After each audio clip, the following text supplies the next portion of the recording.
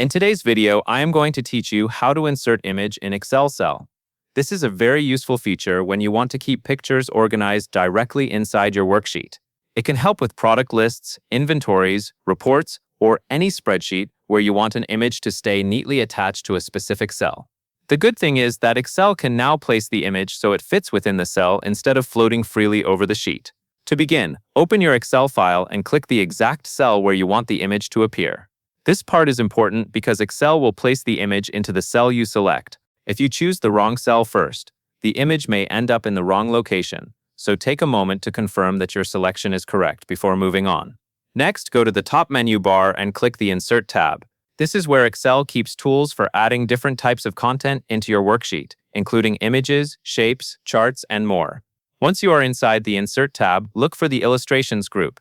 In that section, click the Pictures drop-down button. After that, a menu will appear.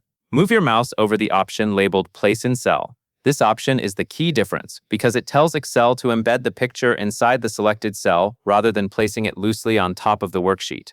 From there, click this device if the image file is saved on your computer. If needed, you can also choose stock images or online pictures instead, depending on where your image is coming from.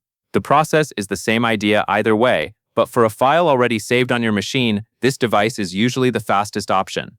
Now browse through your folders, find the image you want to use, and click on the file to select it. Then click the Insert button. Excel will place the image directly into the cell you selected earlier. As soon as the image is inserted, it will automatically scale to fit completely within the boundaries of that single cell. That means you do not need to manually resize it in most cases, which makes the process quick and clean. If the cell is very small, the image will shrink to fit, so adjusting row height or column width later can help improve visibility while keeping the image inside the cell.